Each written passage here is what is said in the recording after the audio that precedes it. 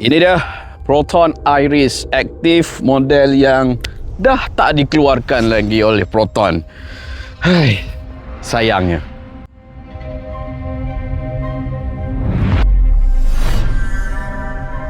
Assalamualaikum dan salam sejahtera. Anda bersama saya lagi Cikgu Zul dalam channel Mekanik. Okey, pernah nampak apa yang ada dekat sebelah aku ni? Model yang dah start menjadi model yang rare di Malaysia. Proton Iris. Ini adalah merupakan variant aktif. Model ni aku beli sekitar tahun 2021 semasa pelancaran model facelift ni lah. Sejujurnya aku cakap korang lah, model Iris ni aku memang tak minat langsung. Sejak diperkenalkan pada tahun 2014, aku rasa model Iris ni dia merupakan satu reka bentuk yang agak pelik. Dan boleh dikatakan majoriti tak berapa suka dengan reka bentuk Iris ni. That's why model Iris ni boleh dikatakan satu model yang agak kurang laris jualannya dalam line up model Proton.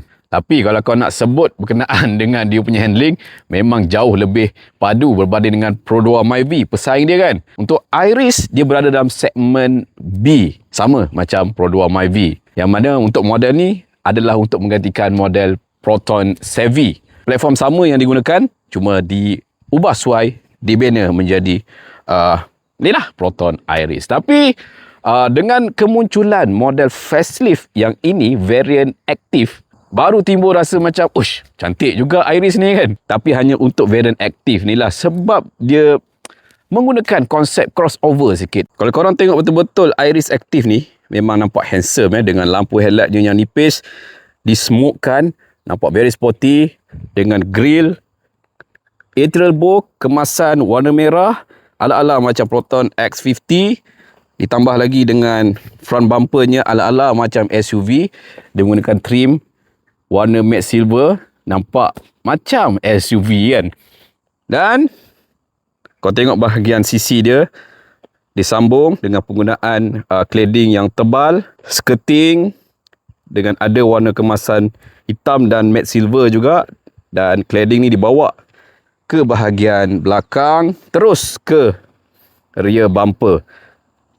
So kita tengok Iris Active ni nampak lebih proper lah design ni berbanding dengan Iris yang biasa kan.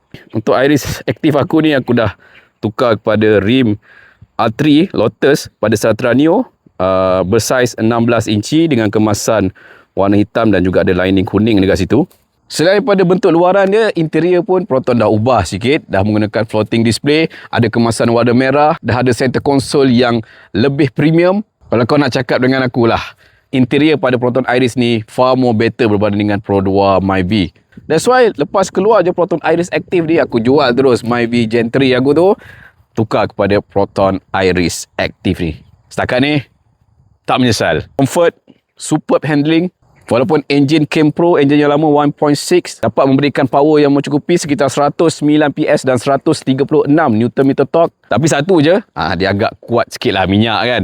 Tapi disebabkan dengan comfort dan juga handlingnya jauh lebih mantap berbanding dengan Pro 2 Myvi, kau takkan fikir dah berkenaan dengan penjimatan minyak pada model Iris. Proton Iris yang aku beli ni pun dah sekitar nak masuk 5 tahun dah.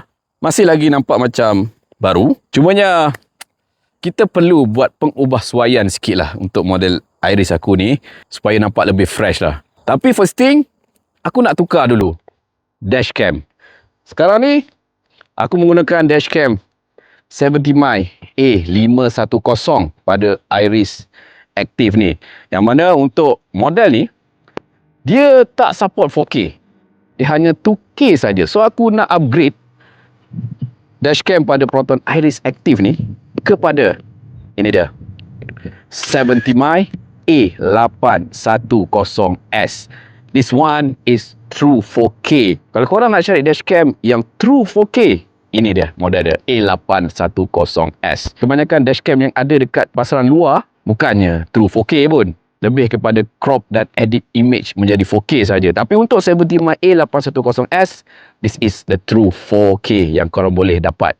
So aku nak tukar dulu dashcam baru ni dalam Proton Iris.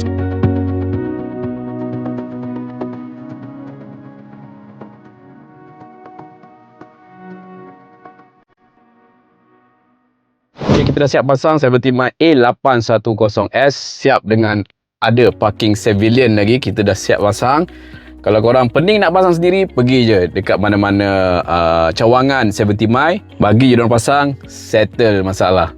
Daripada segi design, 70 mic A810 ni dia punya screen dia besar. Daripada segi design nampak lebih premium, compact dan tak kacau lah visibility korang ketika memandu. This is the true 4K dashcam yang ada dekat pasaran sekarang. Kebanyakan dashcam yang ada dekat pasaran, dia lebih kepada upscale 4K. Dia bukan true 4K.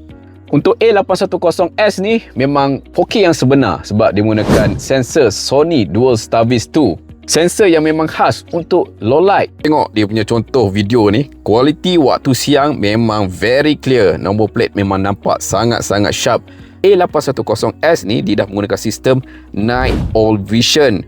So dia akan menjadikan video pada waktu malam noise-nya lebih rendah, warna tak pecah dan nombor plate pula waktu malam kekal nampak lebih jelas. Yang ketiga, dia ada fungsi buffered emergency recording. Ini features yang ramai tak tahu. Penting sebenarnya. Dia boleh record hingga 3 minit sebelum impact. So kalau apa-apa terjadi, orang brake mengejut ke, kena langgar ke, kereta cucuk rapat, dashcam ni dah standby dan capture moment sebelum insiden tu berlaku. Itu yang paling-paling penting untuk sebuah dashcam. Yang keempat, dia ada juga function 24 hours parking surveillance. Parking mode dia memang the next level lah. Dia ada 5 tahap sensitivity G sensor. Korang boleh pilih nak extreme low ataupun sampai extremely high.